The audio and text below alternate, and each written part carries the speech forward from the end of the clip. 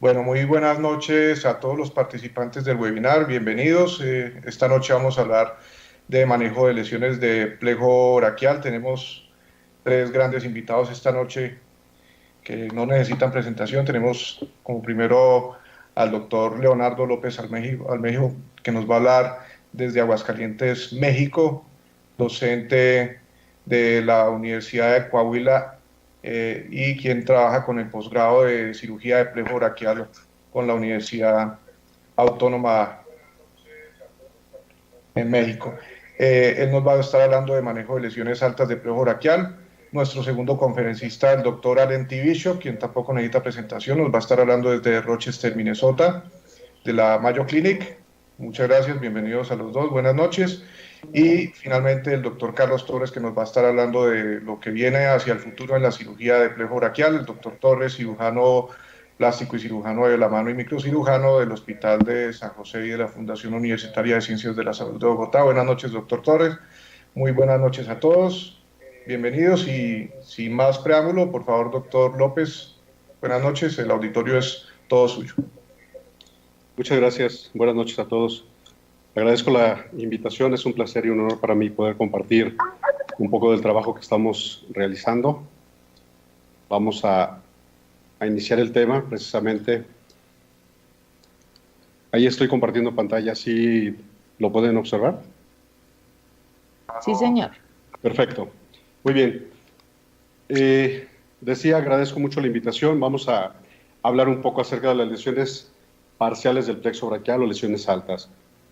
Quiero comentarles que este tipo de lesiones no es algo nuevo, es una lesión que ya data de muchos años.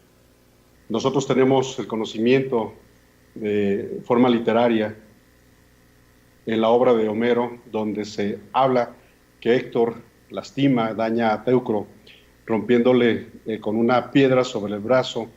Habla que se le rompe un nervio y que libera el arco de las manos. Tenemos que entender que las lesiones, tanto parciales como totales, son un problema severo. Y los pacientes comentan sentirse como amarrados o realmente no tener el brazo para tener la función de vida. Ya desde los trabajos de Santiago Ramón y Cajal, que le dieron el premio Nobel en 1906 sobre la degeneración y la regeneración nerviosa, así como los trabajos realizados por la doctora Rita Levi Monticelli, que también le dan el premio Nobel en 1986, donde ella habla sobre los crecimientos, los factores de crecimiento que estimulan y que rechazan el mismo crecimiento axonal y de que se comprueban estos a través del proceso del tiempo. Entender que existe un daño nervioso, que existe una fisiopatología del problema y que nos lleva a diferentes puntos de incapacidad, que nos pueden dar diversas secuelas también, pero dentro de ellas tenemos que recordar el dolor que existe en este tipo de pacientes que dan diferentes niveles de invalidez y que siendo la causa número 1 de incapacidad en el mundo. Quitarnos la idea entonces que el manejo del dolor no solamente es algo simple y quitar el punto de decir que el único dolor que es completamente tolerable es el ajeno. Tenemos que entender que los pacientes con lesiones de plexo braquial tienen dolor. La causa principal, diferentes motocicletas, diferentes personas, distintos países, pero siguen siendo la causa número 1 de este tipo de problemas. Ya la OMS identifica diversos factores que facilitan la presencia de lesiones fatales o lesiones que dejan secuelas importantes, como el exceso de velocidad, no utilizar bien los equipos de seguridad o desconocer realmente el vehículo que vamos a utilizar y, por supuesto, no seguir los señalamientos en las diferentes vías de tránsito. En todo el mundo existen motocicletas y van a seguir existiendo. Y estas van a facilitar la presencia de accidentes dependiendo en nuestros países de la cantidad de habitantes que tengamos. Es así como que en China existe siendo el país más poblado y como ustedes pueden ver diferentes puntos de accidentes en cada uno de ellos. Y esta es la población hasta el año pasado que tenemos, donde en México ocupamos el lugar 11º y en el caso de Colombia el 22º. Pero ¿qué caracteriza a América Latina? Que somos un país de gente joven, donde según el DANE en Colombia, la edad promedio es de 28 años para Colombia y en este caso el INEGI en México habla de una edad promedio de 27 años. ¿Qué significa esto? Que más jóvenes van a o pueden estar presentando accidentes y lesiones de plexo braquial con diverso nivel de secuelas en ello. Entonces, con este contexto podemos preguntarnos si realmente este tipo de lesiones pueden mejorar. Tenemos que entender entonces nuestro mecanismo de lesión, poder ubicar en esta imagen, que a mí me gusta mucho utilizarla, poder ubicar si no hay una función en un hombro, en un codo, a qué raíz puedo atribuir claramente dónde está el daño. Saber que existen rangos de movimiento y que en base a este rango de movimiento puedo o debo entender qué músculo o qué músculos participan para realizarlo. Entender también qué nervio inerva este músculo y en qué lugar de nuestra anatomía y del plexo braquial está ubicado para así poder entender claramente dónde está mi lesión.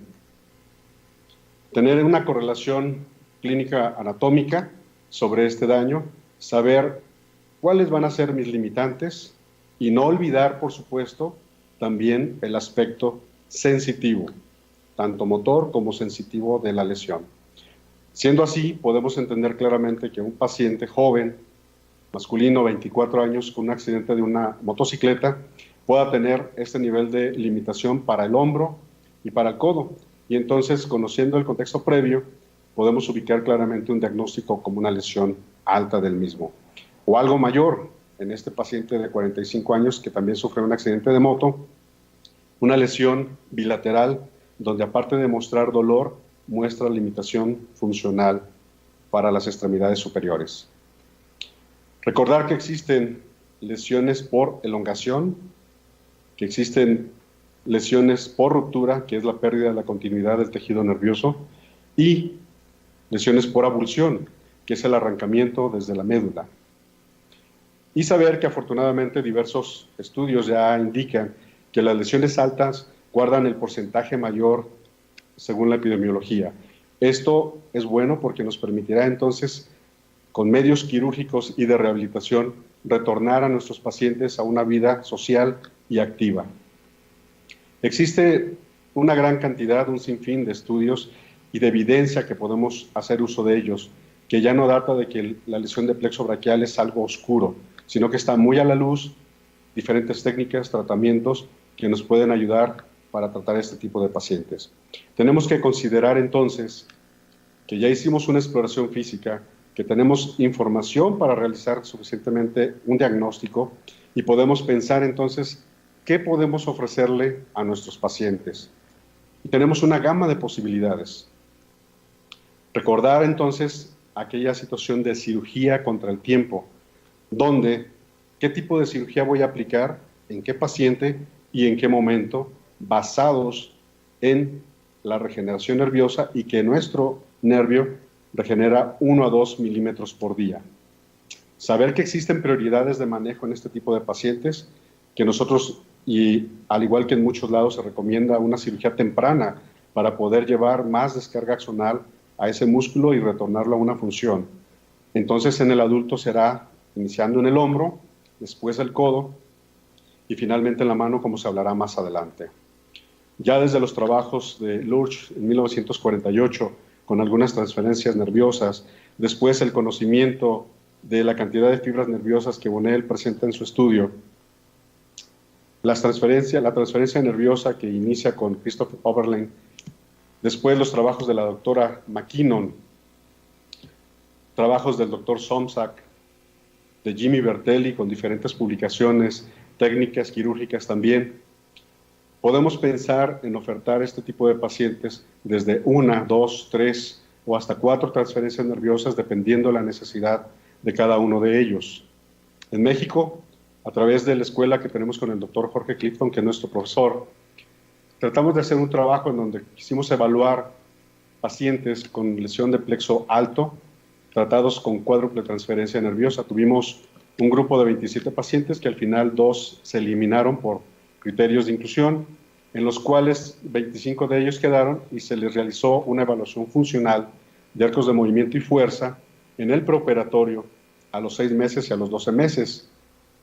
Se realizó entonces una cuádruple transferencia nerviosa, iniciando por el espinal accesorio del supraescapular, ¿sí?, tomando la rama más posterior e inferior del nervio espinal accesorio para no denervar la totalidad. En un segundo término, la transferencia del nervio radial, pero la rama del tríceps, la zona medial, para nervio axilar, considerando también inervar con esto la rama que va hacia el redondo menor, ¿sí? Por eso vemos en esta imagen cómo estamos incluyendo también esta rama, solo retirando la parte sensitiva del nervio axilar. Una tercera transferencia del nervio mediano, el fascículo del FCR, para nervio musculocutáneo, la rama del bíceps, como la vemos en la parte superior de la imagen. Y en cuarta transferencia, transferencia del nervio cubital, el fascículo del FCU, para el nervio musculocutáneo en su rama del brachialis. Entonces, se evaluó a los 6, decía, y a los 12 meses, y tenemos esta distribución de variables de rango de movimiento, en donde encontramos que en el preoperatorio teníamos 0 grados en todos los pacientes. A los 6 meses teníamos poco más de 80 grados de movimiento, tanto para la flexión de hombro, la abducción, rotación externa y la flexión de codo. Y a los 12 meses teníamos poco más de 170 grados para flexión de hombro, abducción, y de 120 en la flexión, la rotación externa, flexión de codo de 120 grados, con un valor, una prueba bastante significativa. Vemos en el nivel de fuerza, de acuerdo a la clasificación de fuerza muscular, en el preoperatorio todos tenían un M0, a los 6 meses pudimos lograr un M3 en poco más del 50%, ¿sí? Y a los 12 meses logramos poco más del 70% con un nivel de fuerza bastante aceptable. A los 12 meses podemos ubicar nuevamente en la tabla el resultado que fuimos teniendo de acuerdo a la evolución, con un valor significativo. Y esto nos lleva a ver en los diferentes resultados que hay en la literatura internacional que el nivel de recuperación es adecuado de acuerdo a cómo se ha estado mostrando en diversos artículos y resultados de otros médicos en diferentes países. Quiero compartirles también estos casos clínicos que podemos ver ahora. Este chico que vimos al inicio, donde veíamos la limitación de hombro y del codo, este es el resultado a una semana después de la cirugía, y a un año podemos ubicar la flexión del codo y el movimiento del hombro. Este paciente es masculino de 33 años con una lesión de auto, una lesión también alta, C5, C6. Podemos ver en el preoperatorio la limitación en el hombro, atrofia, como se muestra, que no logra sostener o mantener su brazo, ¿sí? El resultado a 6 meses después de la cirugía. Uno más. Este paciente de 45 años, también un accidente de auto, una lesión alta, el dolor que ellos expresan al tratar de realizar el movimiento y la limitación que pueden estar teniendo. Los resultados a 6 meses después de la cirugía.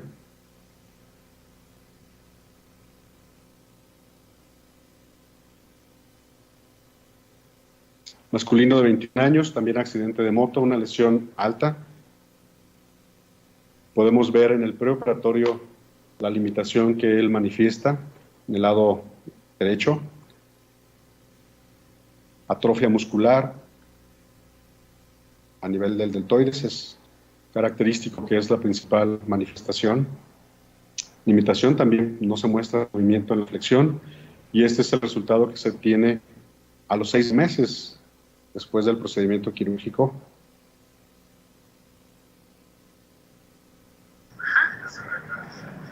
No, está bien, mira, perdóname. Inicia teniendo control del arco de movimiento. Este otro paciente, masculino de 24 años, accidente de moto también, lesión C5, C6, limitación para el movimiento del hombro.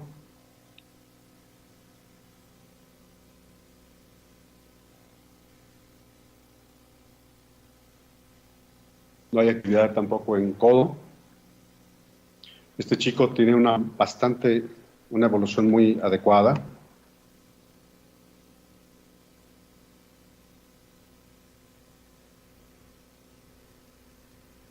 Y aquí lo tenemos al año, después de la cirugía.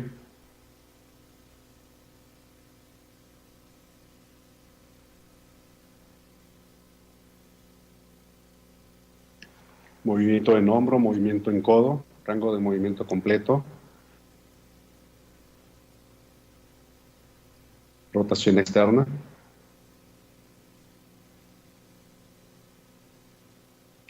Y quiero mostrarles también este caso de una paciente de 82 años, caída de su propia altura con una lesión alta.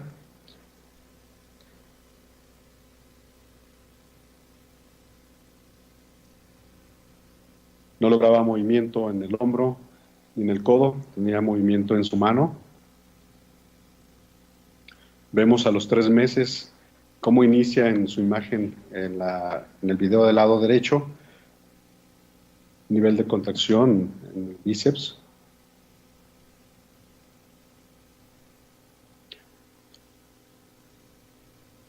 Movimiento al 5º mes.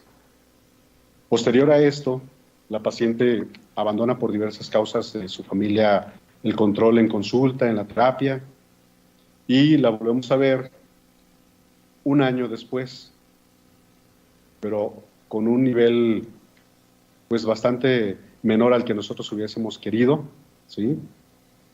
Pero que sin embargo creemos que lo que falta con ella es apegarse a un de rehabilitación adecuado. Sin embargo, vean el bíceps, tiene fuerza, tiene efecto. Vean en esta imagen del lado izquierdo. Y el movimiento para hombro apoyando solo a mantener su mano para que ella pueda hacer el rango de movimiento de abducción. Como ven, existen diversas formas de tratar a estos pacientes. Nosotros hacemos esto de acuerdo a varias escuelas que hemos visto y que hemos estado en conclusión con la escuela que llevamos en Torreón. Estos son algunos de los chicos que están con nosotros. Podemos concluir que las lesiones de plexo braquial afortunadamente son un porcentaje mayor y que podemos con ello ofertar a los pacientes una gama de posibilidades quirúrgicas y de rehabilitación para poder reintegrarlos a una vida laboral y una vida activa en un periodo no muy lejano. Les agradezco mucho su atención. Bueno, doctor López, muchísimas gracias por su excelente conferencia, bastante interesante, y sé que al final va a haber muchas preguntas de nuestro auditorio enfocadas en lo que usted nos ha hablado. Gracias. Okay, Dr. Bishop, good evening. How are you doing tonight? Doing well, thank you. Okay, doctor, welcome. The auditory is yours, so please. Okay.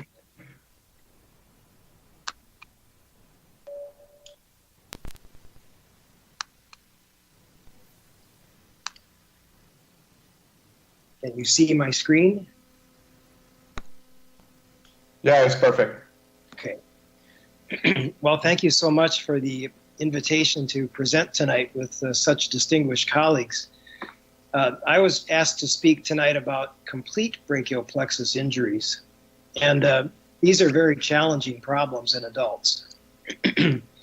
The current realities of this condition are that most adult brachial plexus injuries involve 4 or 5 nerve roots. They're often associated with polytrauma, and certainly in our experience, the high-speed injuries from motorcycles and snowmobiles, I have to say, here in Minnesota, produce avulsions of 4 or 5 nerve roots.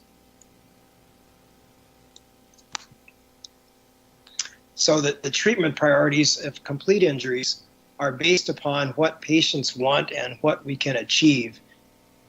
And we already heard some of that critical information.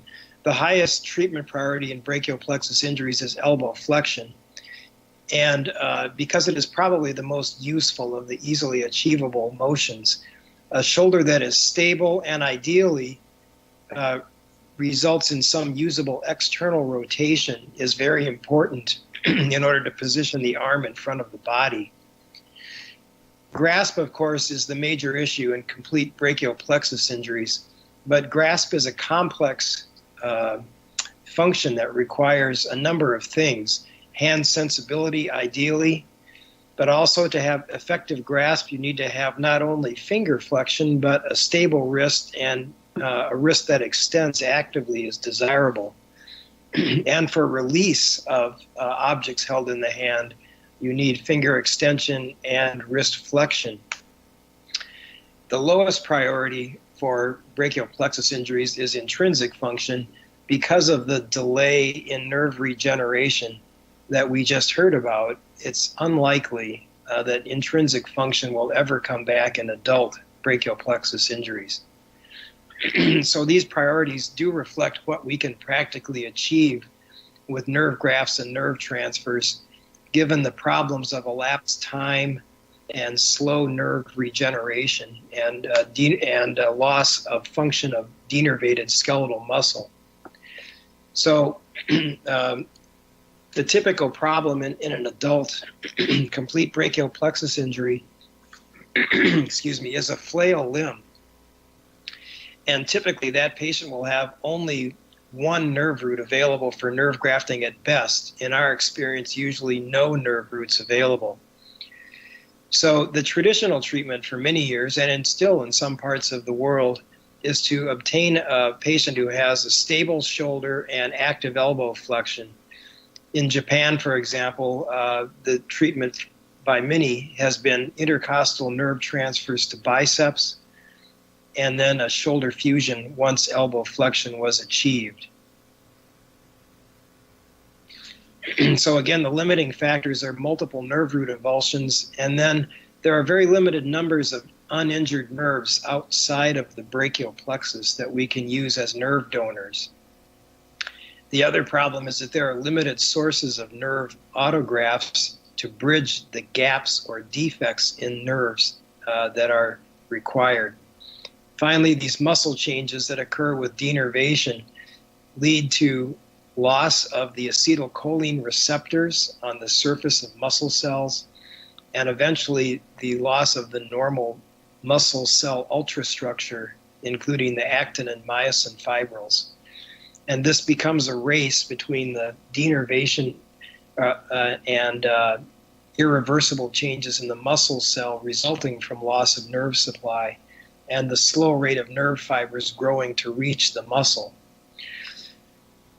So tonight I'd like to focus mostly on grasp function. Is grasp achievable in patients with complete brachial plexus palsies? And if it is, how can it be achieved? Probably the methods that have proven most successful have been either using the contralateral C7 nerve transfer, as described by Gu, and the single or double functioning free muscle transfers popularized in Japan by Ikuta and Doi. For grasp to work, multiple reconstructive steps must be performed and must function properly. And there's usually a lengthy recovery and intensive therapy required. There's often a need for secondary surgery, and even in the best of results, motion is often not natural and the use of the hand is difficult. We may be very pleased with our results, but the patients often will report to us that they don't use the hand that has been reconstructed. In any case, at the current time, an early surgery is important. We need to examine the patient, as we just heard about, and determine the level of the nerve injury, particularly if there are nerve root avulsions, and we need to proceed with surgery as soon as it is clear that there won't be likely ongoing recovery. The patient needs to have joints that are not stiff, and they need to have no vascular injury if free muscles are being considered. The contralateral C7 transfer has a history before brachial plexus, for example, used in facial nerve palsies. But Yudong Gu in 1991 reported the success of using the opposite side C7 in brachial plexus patients with complete nerve root avulsions. and there have been subsequent reports of its use. Basically, one has to have the courage to go to the opposite side brachial plexus and find the C7 nerve root and cut it and use it as a source of nerve grafts. One can take the entire C7 nerve root as Gu does, or you can take the anterior portion, as you see on the right, that Panupan Songtharoen likes to do in Bangkok. Then the connecting nerve from that area typically has been a vascularized ulnar nerve graft to promote a more rapid reinnervation than a conventional sural nerve graft. And typically, the target for that nerve transfer is the median nerve for grasp function. The ulnar nerve from the paralyzed side can be mobilized based on its vascular pedicle in the mid portion of the arm, cutting the nerve at the wrist and transposing that distal part of the nerve across the chest to the C7 nerve root.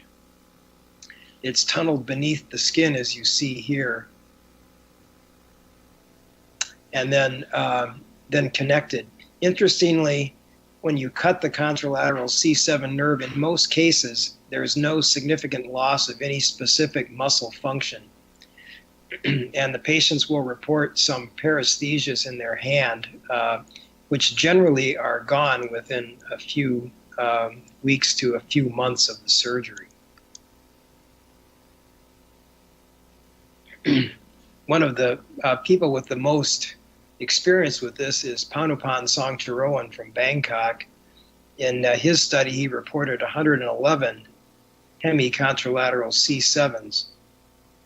And the results, I have to say, are somewhat disappointing. 28% had at least M3 strength, with slightly better results in return of sensibility. The major issue with the contralateral C7, which is often glossed over or not mentioned in reports, is the problem of control. These patients typically have to make a fist or adduct the arm against the body of the opposite side to fire the paralyzed arm function. Our results are much less good. We performed 61 hemicontralateral C7 procedures. 23 of those were to the median nerve with a vascularized ulnar nerve graft. We had EMG evidence of median nerve reinnervation in 24% of our patients, but it was 28 months after surgery when that typically occurred. 35% of our patients had some temporary motor deficits, primarily in pectoralis and triceps. We had one patient with severe weakness in the hand. This is one of our better results, and the boy was 12 years old at the time of his surgery. This is some 2 years later. He has a little bit of wrist flexion and a little bit of grasp, but he never was able to use it and has not been able to since. At 40 months in our report, our average was 19% with M1 and 6% with M2 function. There were no patients who had any useful grasp. Our conclusion is that the hemicontralateral C7, at least in this current form, does not work reliably for median nerve reconstruction.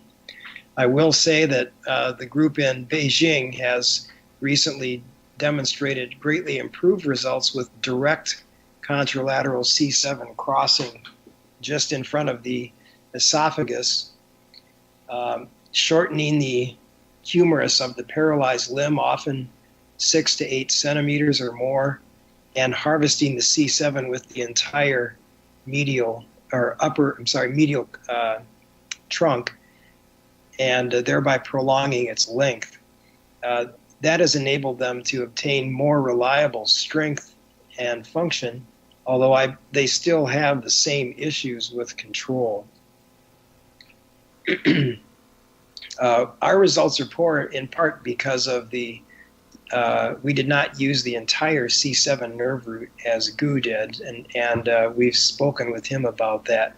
It may be that a staged reconstruction makes some sense, to transfer the nerve and wait for a Tinel sign to grow across to the opposite side, and then use a free gracilis muscle that has never been denervated to be powered by the contralateral C7. Finally, the technique of Wong that I just alluded to may be a way forward in the future, but I'm not sure that patients, at least in my country, will be very receptive to the extent of the surgery. We've been relying mostly on free functioning muscle transfers for grasp at my institution. It does allow for a more rapid reinnervation of function because the motor point of the gracilis muscle flap can be just below the clavicle, yet the muscle is long enough to reach into the forearm and power finger flexion or any other desired function. Therefore, the issue of elapsed time from injury is bypassed, first of all, because the muscle is normal up till the day of surgery, and secondly, because it is rapidly reinnervated. The gracilis is the most usual donor. Here you see a muscle just harvested.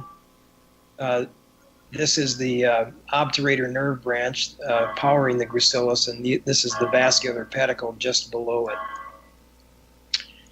The double free muscle transfer was described by Kazutaro Doi. This is Doi and a younger version of myself about 20 years ago. He called this a flap procedure, in French a lambeau procedure, but when he says the word lambeau, it sounds like Rambo, and so that's become a bit of a joke, but it is an extensive operation. It has some important goals: to obtain independent voluntary finger flexion and extension, elbow flexion and extension, and hand sensation in patients with all of the nerve roots avulsed. It requires 2 or 3 operations. Doi usually began with exploring the plexus and grafting the C5 nerve root for shoulder if it was available. But the free muscle part are 2 free muscle transfers. In the first stage, the gracilis muscle is attached to the clavicle, and the spinal accessory nerve is transferred to its motor nerve with vascular connections at the thoracoacromial trunk. And the muscle is passed beneath the extensors of the wrist and brachioradialis muscle and sutured into either finger or wrist extensors. Doi used finger extensors, and we've tended to use wrist extensors. In the second operation, performed about 6 weeks later, a second gracilis muscle is used for finger flexion, crossing the elbow and powered by 2 intercostal nerves. At the same time, you have to reinnervate the triceps using 2 additional intercostal nerves in order to be able to stabilize the elbow and prevent elbow flexion when you intend to have finger flexion. We've done these in past years. We've not been doing them recently, but we're considering starting them up again. This is a report from the Journal of Neurosurgery of 8 patients that had staged procedures. And we found that we were able to get fairly reliable return of elbow flexion strength in these patients. We found that when we looked at muscles transferred for elbow flexion alone and those transferred to provide elbow flexion and finger flexion, there was a downgrade in strength when it was asked to perform 2 functions. Nevertheless, we found almost 80% of the single function transfers to achieve M4 strength and 63% of the dual function transfers. One of the problems that you can see is bowstringing of the gracilis flap as it passes underneath the brachioradialis and wrist extensor muscles. That pulley is just not quite strong enough, and we have begun now fabricating a pulley using the flexor carpi ulnaris muscle and tendon to form a restraining structure in the front of the elbow. This was an idea of David Koo from Singapore. We've found that we've been able to get some effective finger flexion in most of our patients. In this study, 71% had at least 30 degrees of total active motion. The most frequent problem limiting excursion is scar. The other problem we often see are people with stiff hands that are very difficult to get mobilized. We typically no longer consider an operation for grasp unless the patient has a supple hand. This is an example of one of those patients of mine from a few years ago. You can see the first gracilis functioning for elbow flexion. We were able to nerve graft his shoulder, and he was able to get some useful abduction and some useful external rotation. And he was able to use the gracilis to flex the fingers. And he was able to use it for some simple tasks like holding a bottle in his hand so he could turn the cap. A single muscle for grasp in the same situation is something that we've been using more frequently now. It's not the most elegant operation, I would say, but our patients were not generally very happy with the two large free flap procedures. This allows us to restore elbow flexion and extension and grasp without opening or release of the hand.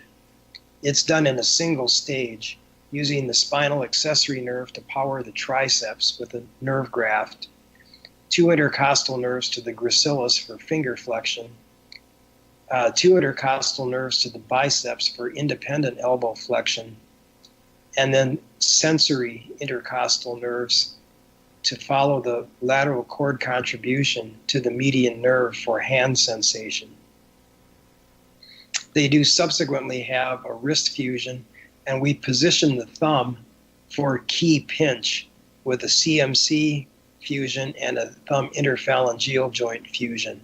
This allows the single motor that powers combined finger flexion and thumb flexion to better coordinate the motion, to allow the thumb to provide key pinch and the fingers to flex without the thumb in the palm. Bend your elbow. And it does all the way up, elbow straight flexion out. And extension. So again, all the way up, straight out. Okay, now what I want you to do is hold your elbow up to 90 degrees. Use your other hand, hold your wrist, and I want you to kind of make your fist go open and close your fist if you can. Oh, you could do that too. I can't do it. She had a weak hook grasp, but she could not open the hand. So it's very much a helper hand, and not really what we would like the patient to have. This is one of our better results, a 21-year-old who was injured in a skiing accident, snowboarding accident. He had a flaccid arm, the pain that was also described previously from the nerve root avulsions, a Horner syndrome consistent with C8 and T1 avulsions, and no motor function in the arm other than the spinal accessory nerve. And he had some preserved sensory nerve action potentials, which of course are hallmarks of nerve root avulsions.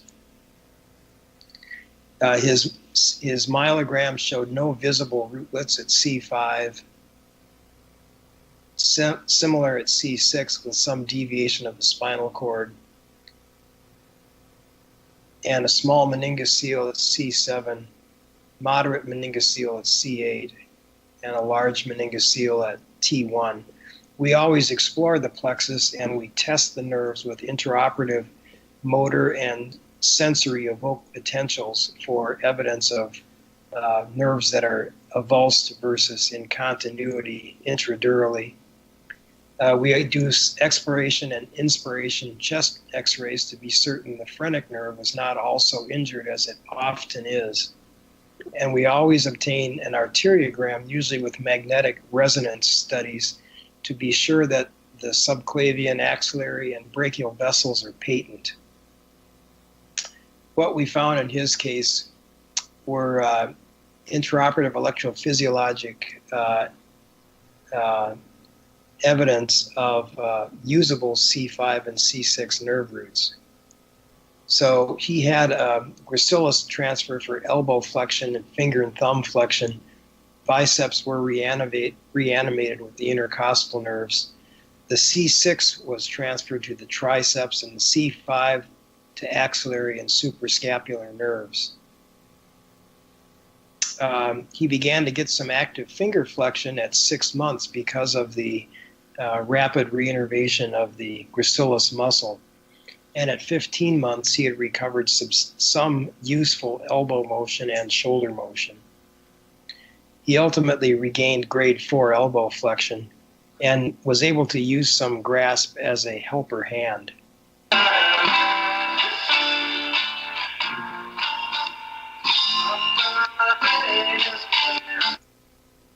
I could say that he was able to play the guitar in some way, which is quite an accomplishment, but his singing did not improve, unfortunately. At any rate, to summarize, I think that the complete brachial plexus problem remains a very serious problem in adults because of the severe nature of the injury with multiple nerve root avulsions, few resources, and a lot of potential for associated issues, including spinal accessory nerve injuries, phrenic nerve injuries, vascular injuries. New options are improving our results, but the return of grasp remains a challenging problem for brachial plexus injuries. And just want to thank my two colleagues, Robert Spinner and Alex Shin. We work together as a team on all of these complex cases, which I think is a great idea. Thanks for your attention. Thank you, Dr. Bishop. Excellent conference. So please hang on for a while for our auditory to send some questions, okay? Thank you very much. Doctor Torres, buenas noches. Buenas noches. Muy bien, el doctor Carlos Torres nos va a hablar entonces de lo que viene a futuro, el manejo de lesiones de plejo braquial. Doctor Torres, el auditorio es todo suyo. Muchísimas gracias a todos. Pues para mí es realmente un honor estar acompañado de dos grandes exponentes de la cirugía de plejo braquial y pues estar ante ustedes en este auditorio virtual. Quería pues enfocar un poco la charla. Ahí estamos con buena imagen, ¿cierto? Perfecta. Correcto, entonces la idea es enfocar la charla, pues ya mis colegas hablaron mucho de la parte quirúrgica, las transferencias en especial, y pues la idea es más o menos enfocar la charla en qué hay de nuevo en cuanto a todo lo que nos puede ayudar a la recuperación de las lesiones de plejo braquial. Es claro que el diagnóstico juega un papel muy importante, sobre todo saber con certeza antes de la cirugía qué vamos a buscar y no limitarse a la exploración y a imaginarse uno que encuentra. Obviamente la mejoría en la parte de las técnicas quirúrgicas y muy importante las intervenciones que se hagan a nivel de recuperación en la etapa de rehabilitación. Y quería empezar mencionándoles que pues normalmente el diagnóstico es complejo por muchos factores y sobre todo en nuestros países en Latinoamérica muchas veces el acceso a medios diagnósticos que puedan darnos una certeza no es tan fácil. Entonces, ¿qué se está haciendo hoy en día? ¿Qué es lo que está mandando la parada? Una neurografía por resonancia de alta resolución 3D.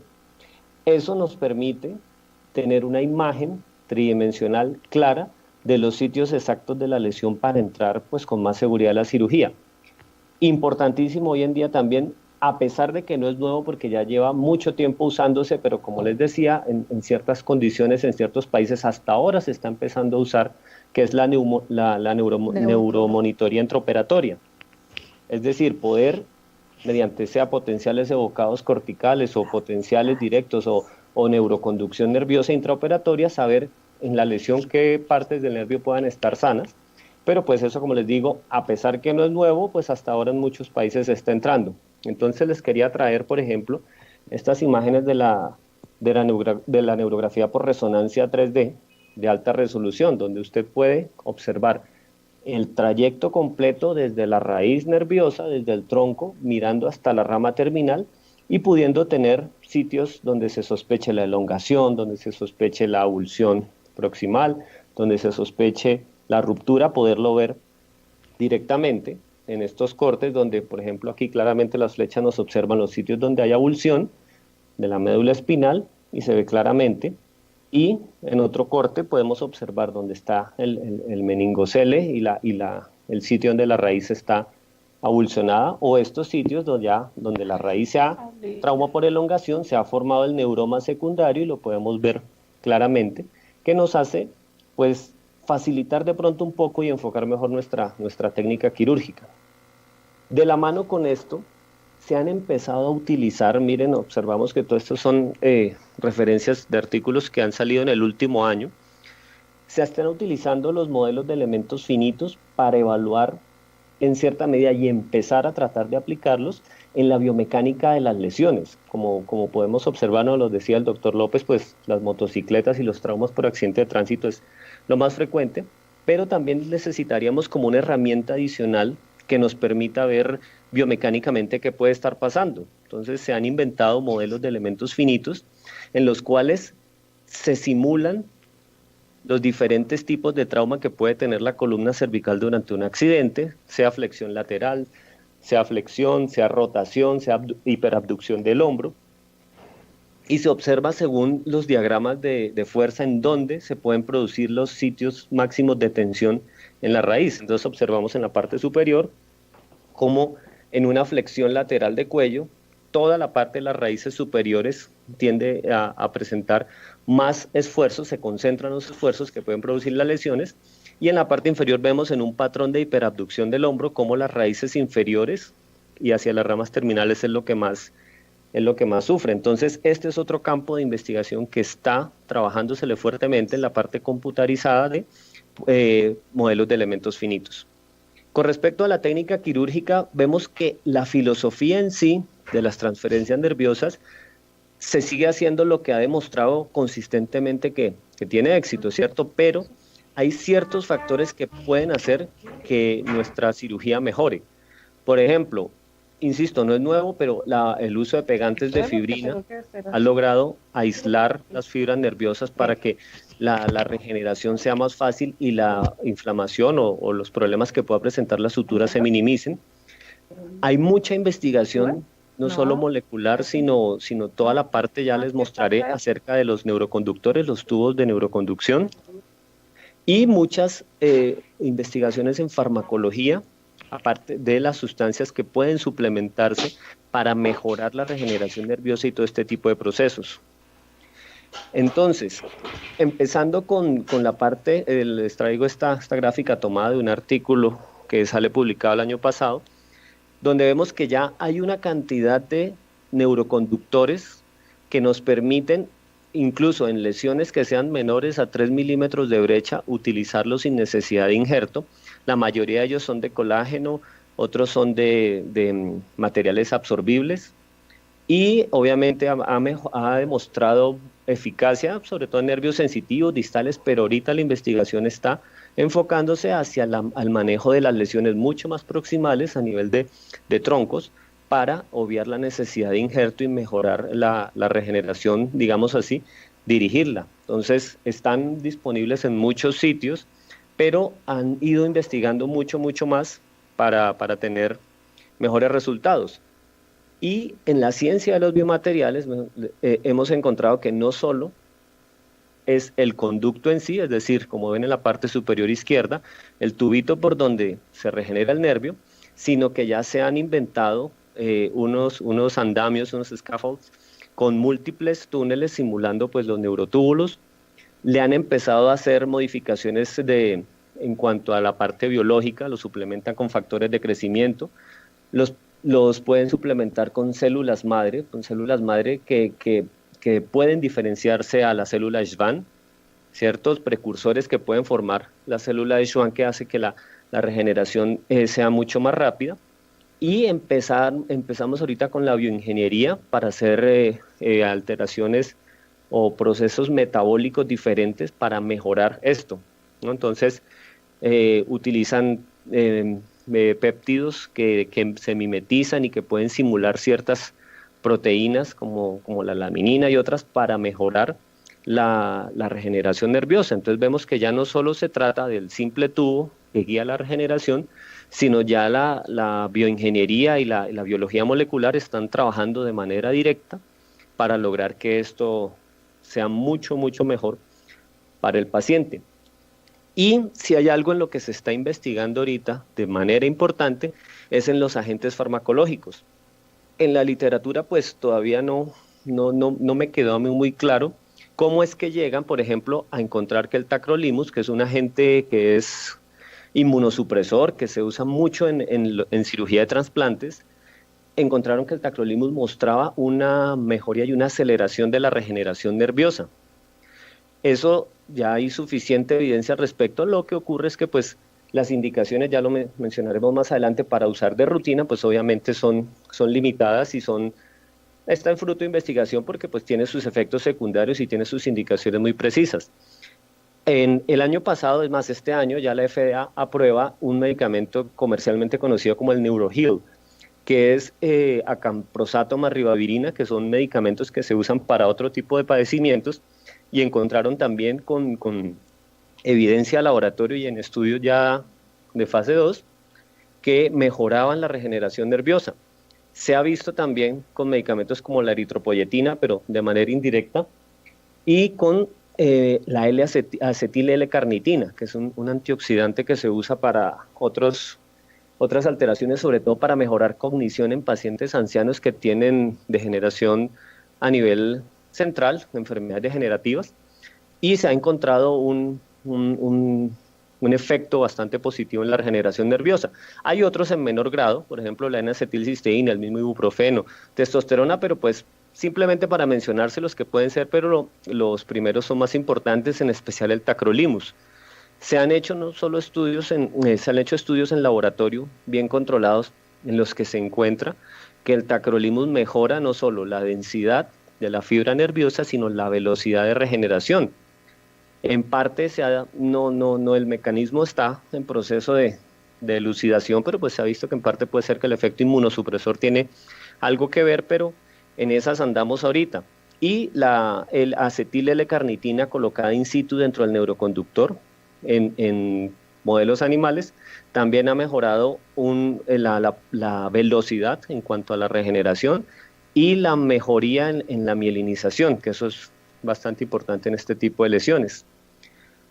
Finalmente, pues, hay una controversia que en la literatura se ha ido zanjando últimamente. Cuando yo estaba haciendo mi formación en este tipo de cirugías del plejo braquial, se mencionaba mucho que el paciente no podía recibir estimulación eléctrica hasta tanto el músculo que uno buscaba inervar no empezara a tener actividad voluntaria, por la idea de no depletar la terminal postsináptica de acetilcolina, pero hoy en día la evidencia está girando 180 grados. Ya se ha visto que la estimulación eléctrica de baja intensidad desde las etapas tempranas mejora no solo la velocidad a la que la fibra se va a reinervar, sino mejora la posibilidad de reinervación muscular. Esto es como de lo que se está hablando actualmente en todos los congresos del tema, y se ha visto también que con fototerapia láser, eso sí ya es como investigaciones con las que me he encontrado, pero no se ha usado de rutina, pero está en estudio, con fototerapia láser percutánea se puede lograr mejoría de la reinervación y sobre todo del proceso de regeneración. Entonces en la gráfica observamos cómo los neurotransmisores se ven afectados en el momento de realizar una estimulación eléctrica de baja intensidad, mejorando el pronóstico de nuestra reparación. Y finalmente llegamos a lo que está apuntando mucha gente ahorita.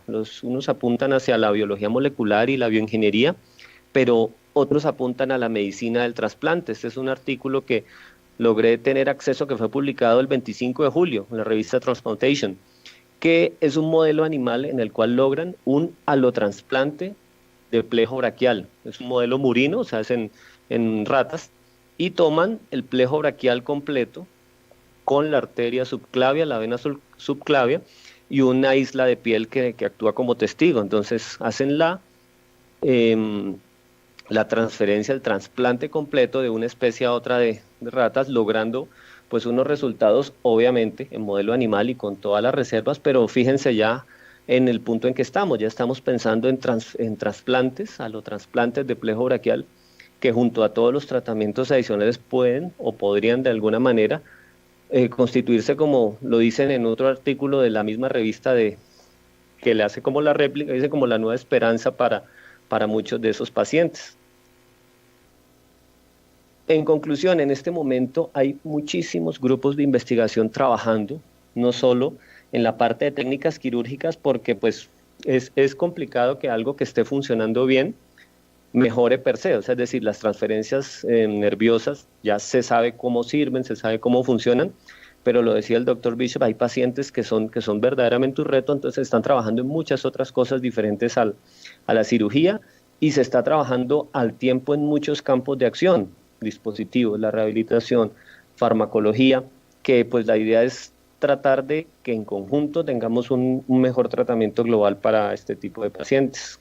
Muchísimas gracias. Bueno, doctor Torres, muchas gracias por su excelente conferencia. Sabemos que de pronto nos quedarán algunos temas por abordar, pero el tema de plejo braquial es bastante extenso. Esto se hace en congresos enteros y siempre va a haber algo nuevo de qué hablar, pero pues tratamos de abordar lo mejor posible todo este tema. Ahora vamos a llegar a una sesión de preguntas y respuestas. Por favor, miembros del auditorio que deseen algún tipo de pregunta me las pueden enviar por WhatsApp. Yo se las comunicaré a los expositores de la mejor manera posible. Vamos a empezar con unas preguntas que nos han enviado aquí ya algunos miembros del auditorio. Primera pregunta que nos hacen es, para los tres conferencistas, es respecto a cuando hay pacientes de trauma. Quieren saber si de pronto recomiendan en pacientes que han tenido que usar una toracostomía, usar el nervio intercostal que pasa justo por encima de donde va esta toracostomía, o si no recomiendan utilizar este tipo de nervio precisamente porque de pronto no tiene un buen potencial de reinervación. Dr. Bishop, one of our panelists wants to know if with patients with severe trauma that require a thoracostomy, do you recommend to use the intercostal nerve that goes over the tube of the thoracostomy, or do you not recommend that nerve because it might deteriorate its function after the neurotization? Well, we did do a study of intercostal nerve injury, not from thoracostomy, but from fractured ribs. And we found that basically only 1 in 10 of all ribs with fractures had damage to the intercostal nerve. So I would not rule out the use of a nerve at an interspace that was used for a thoracostomy.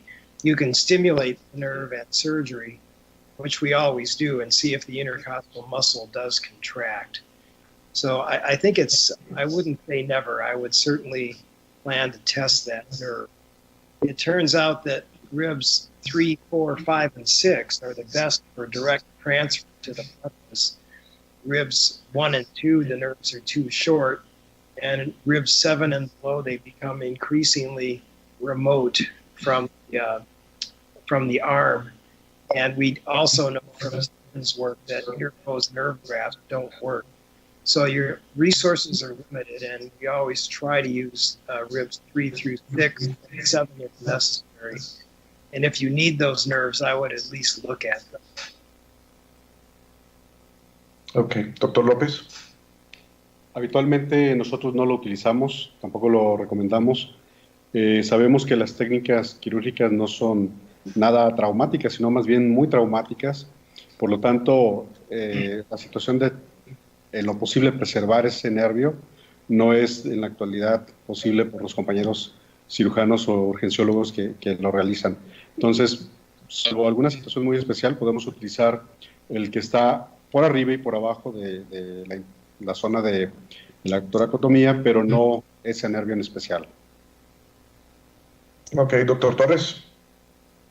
Yo estoy de acuerdo con ambos. Primero, con el doctor Bishop estoy de acuerdo que no contraindica en la medida que uno tiene suficientes elementos para estimular y saber si está bueno, y solo sería uno el dañado, los otros funcionan. Y estoy de acuerdo con el doctor López, nosotros tampoco lo usamos de rutina, lo usamos solamente como segunda opción si alguno de los otros que tenemos pensado no nos funciona, entonces nosotros preferimos otras fuentes de axones. Ok, perfecto. Bueno, otra pregunta para los tres es, ¿cuánto tiempo es el que esperan para definir el manejo quirúrgico de un paciente con lesión de plejo braquial? Si lo deciden por evaluación clínica o si toman la determinación después de algún tipo de examen paraclínico. Dr. Bishop, how long is the minimum time you wait in order to decide surgical management of a patient with brachial plexus injury? Do you decide it based on the physical examination of the patient, or do you decide it according with some paraclinical exam? So the physical exam, first of all, seeing the patient early is very important.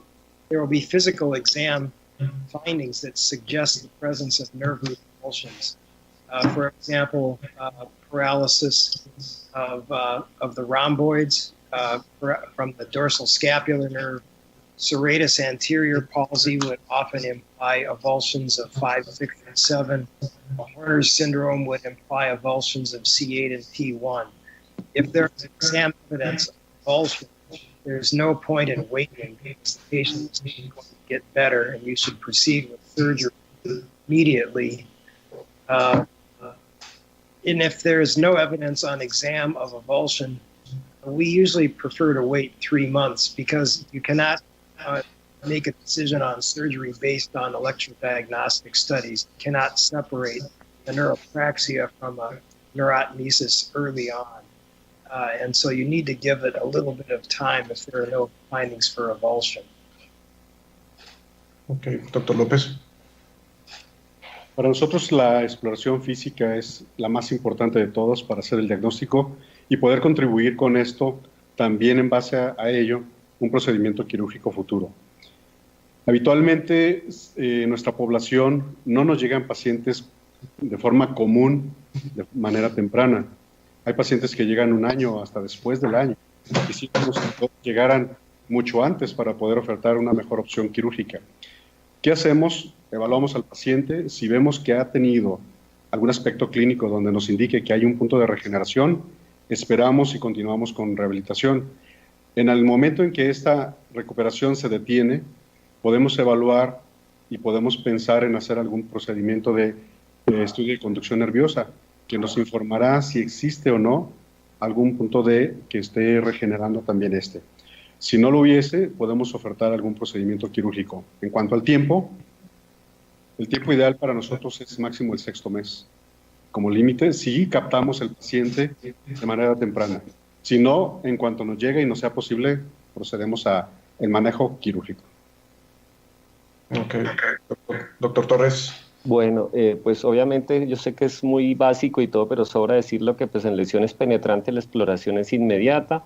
La controversia en lesiones por arma de fuego, que pues obviamente uno no sabe la extensión del daño, pero mientras más temprano tratar de que durante el primer mes ya se tome la decisión. Y en las lesiones por avulsión, pues hay ciertos casos en los que el diagnóstico desde un principio es muy claro, es decir, en los exámenes que hace uno, ve el meningocele, la avulsión perfectamente clara, la clínica clara, paciente con Horner. Ese es un grupo de pacientes muy especial en el que uno no tendría por qué esperar más allá del mes, ¿no? Ya con todos sus estudios.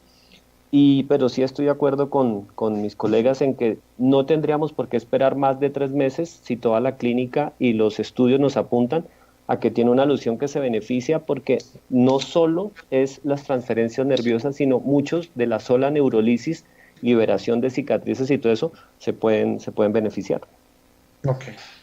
Bueno, doctor López, por aquí le envía saludos el doctor Juan Pablo Cáceres desde Ecuador. Él quiere saber respecto al manejo en las lesiones de C5, C6, ¿cuál es el enfoque que les están dando ustedes directamente a estas lesiones? Cuádruple transferencia nerviosa, de forma directa y de manera temprana. Perfecto. Dr. Bishop, in total avulsions of the brachial plexus, do you prefer to use better or to prioritize the elbow and the shoulder and maybe a myoelectric prosthesis of the hand instead of doing all of the procedure trying to get some grasp of the hand? Well, it's an interesting question because there's really no motor control to power a myoelectric prosthesis. The nerve roots have been avulsed, so you cannot do a targeted reinnervation that would specifically allow hand function. And I think at this point in time, myoelectric prostheses have not evolved to the point where they're useful in plexus injuries. We are using some, at least in the complete injuries. There have been a few cases reported from Vienna of amputation and myoelectric fitting, but they have been patients with substantial recovery of function that allowed targeted reinnervation. Ok. También desean saber de los aquí participantes si se está usando potenciales evocados intraoperatorios y qué ventajas. Nosotros en el Hospital de San José sí los estamos usando y encontramos las ventajas que sobre todo en lesiones altas, para escoger las raíces ideales para poder hacer la neurotización sin lesionar zonas motoras que deseamos preservar, es mejor para ayudar a seleccionar, y también incluso en el diagnóstico intraoperatorio. De los panelistas, ¿qué experiencia tienen con el uso de los potenciales evocados? Voy a opinar. En lo personal, de forma habitual, no lo utilizamos. Solo acá en México, cuando el paciente tiene la posibilidad económica, sí se realiza. Y en la misma indicación que usted la acaba de mencionar. Pero de forma habitual no lo realizamos. Uno tiene que ver el costo, y cuando, insisto, el paciente por algún medio económico lo puede realizar, lo usamos, y por supuesto que tiene grandes ventajas en su uso. Dr. Bishop, you use both potentials intraoperatory during the surgeries. What is your experience with that? We use it routinely, and my experience, I have to say, is mixed, because the neurologists who perform it spend a lot of time discussing amongst themselves what they are seeing, and in the end, none of us are convinced that it's not a, let me put it this way, it is not black and white. It's a rather mixed sort of a signal to make decision-making difficult. So we use that as part of our decision-making, also using the myelography data, the appearance of the nerve, but it does help us, I think, to some degree, making a decision. Ok, doctor Torres. Sí, yo estoy de acuerdo que es una herramienta bastante útil, y nosotros estamos en proceso de lograr estandarizarla. Me explico. Si ustedes ven, por ejemplo, la historia de los colgajos libres, antes eran cirugías de 20, 22 horas, 25, pero se ha estandarizado el equipo, anestesiólogo, todo el mundo, y se hacen ahora un Gracilis en 4 horas. Esto va a pasar lo mismo, yo pienso. Afortunadamente, nuestro sistema de salud en Colombia permite que los pacientes puedan tener acceso, que no sea un costo adicional para ellos, y ya el equipo, o sea, la fisiatra o el neurólogo que nos hace los potenciales ya forma parte del equipo, entonces ya no hay una discusión, ya es como parte del equipo y hace que todo fluya. Entonces la idea, y nosotros en nuestro servicio estamos persiguiendo esa estandarización. Ok, perfecto. Bueno, un momento, selecciono aquí otra de las preguntas que me han enviado.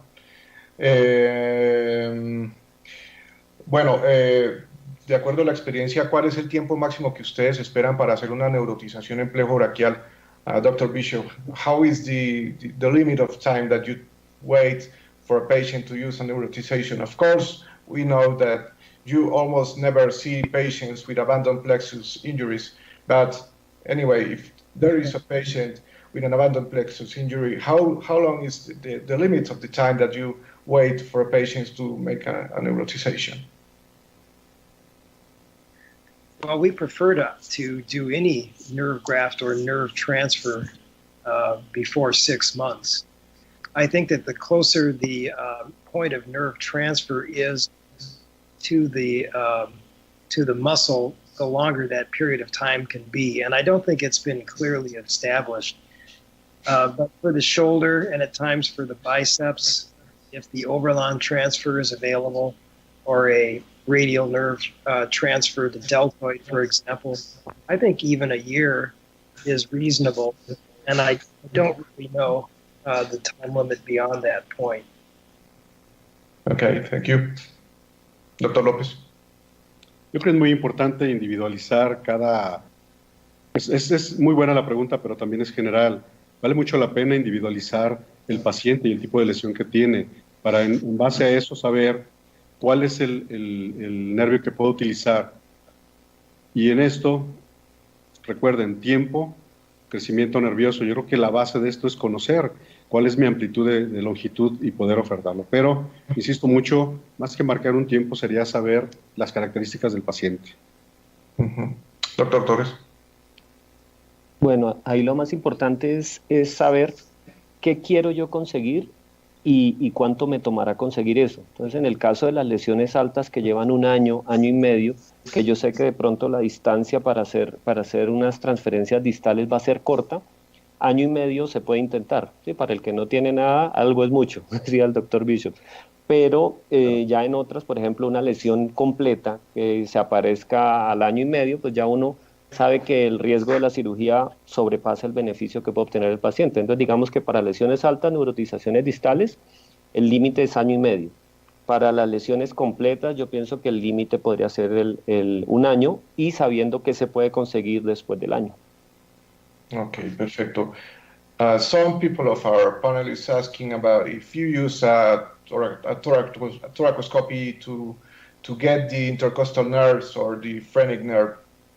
And in that case, if you use the phrenic nerve, you use it for what kind of target? Well, we have used thoracoscopy to harvest the phrenic nerve, and it didn't seem to work. I mean, we were able to cut the nerve right at the diaphragm. We had more trouble proximally at the apex of the lung, retrieving the nerve. And in the end, we no longer use the phrenic nerve. Some of our big American fat patients have some breathing difficulties. And we've had some rather worrisome encounters with respiratory problems, pneumonias, and even one case who had acute respiratory failure that fortunately recovered. So we basically don't use the phrenic nerve. Ok, doctor López. ¿Me puede repetir la pregunta? No escuché muy bien, como Sí, que se me fue el audio. Que si ustedes están usando de pronto para tomar nervios intercostales o nervio frénico, toracoscopía, ¿cómo ha sido la experiencia de ustedes? Y cuando usan el frénico, ¿lo usan para tratar de neurotizar de pronto algún músculo en específico, algún target en específico? Muy bien, no tenemos experiencia en este tipo de cirugía, habitualmente lo hacemos abierto, ¿sí? En cuanto al uso del nervio frénico, de forma rutinaria, insisto, no lo hacemos también. Creemos que tenemos otras opciones antes de retirar el nervio frénico como tal. En algunos casos muy, muy contados, se ha utilizado en algunos medios, pero de pacientes pediátricos, pero en adultos no lo utilizamos habitualmente. Ok, perfecto. Bueno, doctor Torres, no tenemos mucha experiencia nosotros aquí en toracoscopía en realidad, pero pues no sé si quiera agregar algo respecto a eso.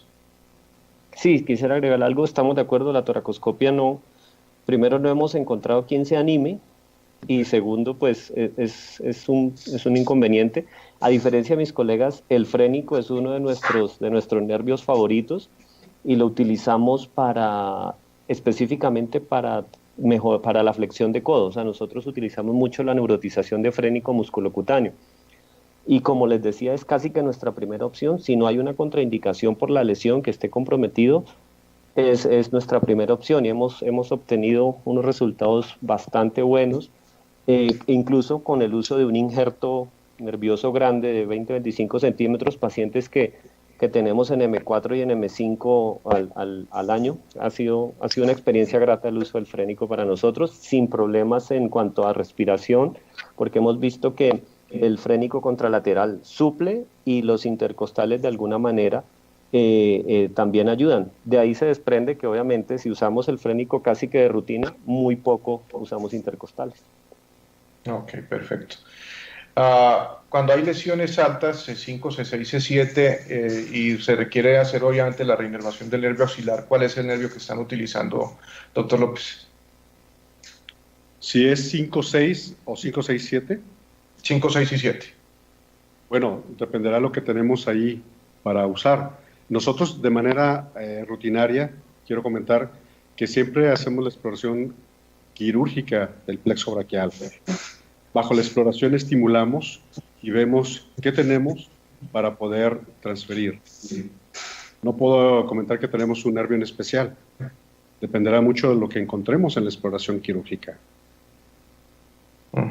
Pero usan alguna rama, o pues si encontró que hay lesión de C7, definitivamente se enfocan por algún tipo de rama en específico para buscar y neurotizar axilar. No, lo que podemos más bien buscar aquí es si podemos realizar la reconstrucción más que una transferencia baja. Si tenemos parte del nervio, alguna rama del nervio, tanto mediano como cubital, podemos pensar en usar, pero creemos más en la reconstrucción a nivel proximal y dirigir de forma específica hacia esa zona nuestro injerto y nuestra descarga axonal. Okay. Dr. Bishop, when you have a patient with C5, C6, and C7 injury, and you want to reinnervate the axillary nerve, you use any kind of nerve to reinnervate it? Well, first of all, I suppose if the nerve roots themselves were available, I would certainly consider grafting C5 or C6 to the axillary nerve. For elbow flexion, we would use the Oberlin transfer, and the spinal accessory nerve is available for the suprascapular nerve. If the triceps were weak, as it may well be, but not always is in C5, 6, 7, then the radial nerve triceps branch would not be available, and we probably would not, and if the nerves were avulsed, probably would not attempt to reinnervate the deltoid. Okay, doctor Torres. Yo pienso que sí, el hecho que ya C7 esté comprometido nos hace cambiar la prioridad, o sea, ya no se puede manejar como una lesión alta, sino toca ir a buscar proximalmente y a tratar de reconstruir proximalmente lo que podamos, y así como decía el doctor López, con lo que ahí se trabaja, pero el enfoque es ya cambiar la prioridad, no podemos manejar C5 cuando C7 está comprometido como si fuera una lesión alta. Ok, perfecto. Dr. Bishop, Dr. Lopez, have you had any kind of experience using some of the medications that Dr. Torres talked about later, about the medications that you can use in order to accelerate the reinnervation of the graft? I have not. I think tacrolimus is pretty well proven to accelerate nerve regeneration, but we have not used it on any of our patients. All right. Dr. López. Habitualmente no. Él ha comentado diferentes novedades que se pueden estar trabajando, pero no las utilizamos. All right. Ok. Bueno, por aquí tengo otra pregunta de uno de los panelistas, Dr. Bishop. Some of our panelists wants to know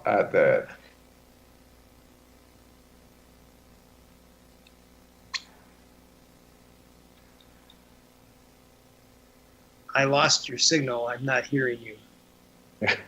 You too? Yes. I lost my... Oh, Brian. So, yeah. So, somebody wants to know, when you use the Gracil's transfer for flexion of the elbow, he also wants to know if he can use the same tendon to gain some of the extension of the wrist.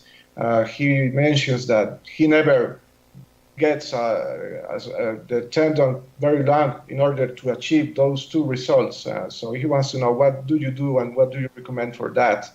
Well, yes, we actually always prolong the gracilis with a tendon graft. And we typically use flexor carpi radialis tendon for that purpose because it's paralyzed. Okay, thank you. Bueno, no hay más preguntas del panel por ahora. We don't have any more questions, Dr. Bishop. So thank you very much for your participation. It was an honor for us. Oh, thank you. Thank you very much. All of you again. Yeah, thank you. Doctor López, muchísimas gracias por su participación también. Fue muy valioso, muy enriquecedor todo esto y esperamos para nuestros participantes que haya sido también del gusto de todos ellos y haber tratado de resolver la mayoría de interrogantes de todos. Doctor Torres, muchísimas gracias por su participación. Gracias por la invitación y gracias a los compañeros panelistas. Gracias. Sorry, I have another question on what did you do for injuries of the posterior cord of the brachial plexus? That's the question. Yeah. So it's an infraclavicular lesion that's affecting the axillary and the radial nerves. With normal median and ulnar nerves, the distal radial nerve injuries, I would treat tendon transfers. So this may provoke some discussion. I still feel that tendon transfers for wrist finger extension are more reliable than distal nerve transfers. For the triceps, I would consider a nerve transfer, perhaps using median nerve in a fashion of Oberland. And for the axillary nerve, of course, there is a problem because you can't do the triceps transfer. And so that becomes a question of, I'm not sure, we've not really typically reinnervated the deltoid in that fashion. You could use intercostal nerves. You could potentially prolong nerve graft from another source. Okay. Doctor López. Está sin audio, doctor López. Tengo problemas con el audio porque acá está lloviendo muy fuerte. Ok. Quisiera ver, no escuché muy bien, escuché la parte final del doctor Bishop solamente. Sí, la pregunta que nos hacen es, para lesiones puras de cordón posterior, ¿cuál es el enfoque que hace para reconstrucción de plejo? Ok, creo que el doctor en la parte final lo resumió bastante bien. Yo creo que es el mismo enfoque, no hay más, creo que sobre el tema. Ok, doctor Torres, ¿algo más? No, me adhiero. Ok, ¿alguien quiere saber sobre Da Vinci? Doctor López, ¿cómo están utilizando Da Vinci para cirugía de plejo braquial o piensa que algún día a futuro tendremos algo para utilizarlo en plejo braquial? Por supuesto, yo creo que la medicina sigue una evolución, las técnicas quirúrgicas igual. En la actualidad en México no lo realizamos, es un procedimiento, son técnicas quirúrgicas que apenas están llegando a nuestro país, desafortunadamente, pero yo creo que muy pronto, con el adiestramiento y el entrenamiento adecuado, podemos utilizarlo y ojalá que los sistemas de salud pública nos permitan cada vez más hacerlo, porque es muy restringido en mi país. Okay. Dr. Bishop, do you have any experience with the Da Vinci robot there in Rochester? Are you using it? What do you think about it? Well, we published some experimental work on microvascular surgery. You can do the microvascular connections with the Da Vinci robot. The optics are good. The instruments are a little bit too big, I think, for microsurgery. One could potentially use it for nerve grafting, I suppose, but I have no experience in patients dissecting through scar and doing the things that have to be done in plexus surgery. I would be skeptical that it would be of much use. Okay, Dr. Torres. Llegará el momento en que empezará a usarse casi que como rutina, pues por lo pronto lo que hay es que estar preparado. Yo ya hice mi entrenamiento en Da Vinci esperando el momento y llegará. Ok. Bueno, esto es todo. Aquí nos están mandando todos los participantes las gracias. Todo el mundo está muy contento por el procedimiento. Entonces, bueno, pues por el webinar. Entonces, muchas gracias a todos y bueno, gracias. Una feliz noche. Muchas gracias. Bueno, Saludos a Colombia, gracias. Gracias, muy amables. gracias, una feliz noche a todos, que estén muy bien, hasta luego. Muchas gracias a los participantes, esperamos que haya sido de su agrado. Les recuerdo que el webinar va a estar disponible en más o menos unas 2 semanas para que el que lo quiera repasar, va a estar en YouTube, en nuestra página de Asosimano, la cual les invitamos a que la sigan. Ahí vamos a estar cargando los videos de los webinars a futuro y bueno, por favor, pueden participar ahí. Aquí me llegó otra pregunta de la doctora Sarina Gallego. Para la extensión de los dedos en lesiones completas, ¿qué se está haciendo cuando recuperan la flexión del gancho de la mano, incomplete avulsions of the brachial plexus injury, brachial plexus? So when you gain the grasp, what do you do for the extension of the fingers? Well, if you do a double free muscle transfer and you use the gracilis for wrist extension instead of finger extension, you could do a tenodesis of the extensor tendons to the radius dorsally to improve opening. We found that if you use a double free muscle for finger extension, often the wrist will not extend, and we've had to fuse the wrist for wrist positioning, and then you can also gain release or extension. If you do a single gracilis transfer, you simply can't get finger extension. So it just, the object you want to hold has to be placed in the hand to hold it. Ok, doctor López, ¿algo que agregar? No, creo que es muy completo el doctor Bishop. Doctor Torres. Pues yo pienso que hay que tener en cuenta una cosa. Primero, no es para nada frecuente ver un paciente que logre recuperación de la pinza en una lesión completa, una pinza funcional que uno le lleva a pensar en reconstruir extensión. Segundo, hay que mirar si lo que se recupera es extensión digital con alguna actividad de muñeca, porque si no, tendríamos que pensar en artrodesar y algún procedimiento de tipo pasivo tenodésico para lograr no extensión, sino mejorar la flexión. Básicamente eso yo pienso.